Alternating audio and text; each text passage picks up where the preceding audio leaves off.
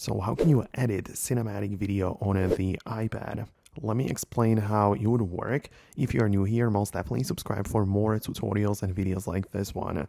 So of course you can capture cinematic videos on the supported iPhones, but in order for the video to be edited on the iPad, I mean, it is possible. You just have to share it over to the iPad. Like, you just located the cinematic video on your phone, tap the share, and you can share it over AirDrop, right? For example, and it's also going to appear inside of the gallery on the iPad as usual. But the thing about it is that on the iPad, it doesn't mention anything about the cinematic mode, right? Like on the iPhone, you can see right away that it is cinematic, and it's also going to be filtered in a category for that. But on the iPad, it just behaves like a regular video, which doesn't mean that you cannot edit it. You know, like you can use it in any of your video editors. If you're using CapCut or LumaFusion or whatever, you have most definitely the ability to do it, but it's not like it's it doesn't mention the fact that it is cinematic. So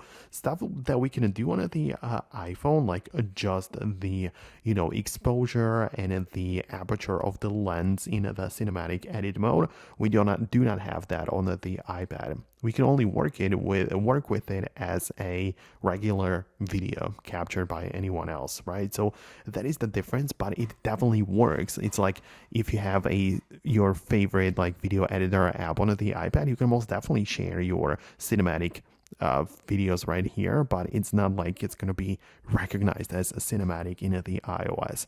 But that is all from me. Let me know what you think below. Subscribe for more tips and videos like this one, and I hope to see you later as well.